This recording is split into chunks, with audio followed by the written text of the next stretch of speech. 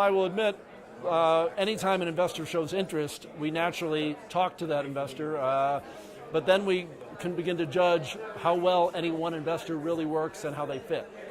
And what I learned in my experience with OurCrowd was a very quick understanding of the right types of things for me to evaluate that they were serious, and also for them to properly evaluate whether or not we were a good investment. They asked the right questions, they understood it well, and the professionalism and speed was ideal, as good as any group I've ever worked with. I had a lot of voices coming at me on what the market may be like and what we could possibly do. And specifically with Alon, he was able to guide me through some things, and he had no reason other than to advise me at that point in time.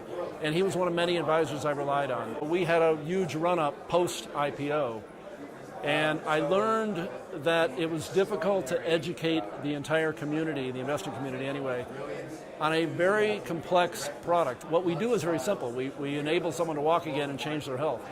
But the dynamics of whether it's a good investment, if you can build product, what is the regulatory, reimbursement, and long-term prospects to make it a multi-billion-dollar industry, you can't do that on a broad basis so easily.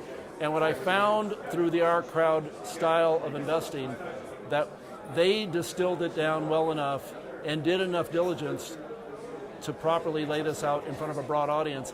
And I think it helped the initial investment greatly, but I think it also had a lot to do with the post-performance of it and the continuing interaction, as many of those are currently still shareholders with us.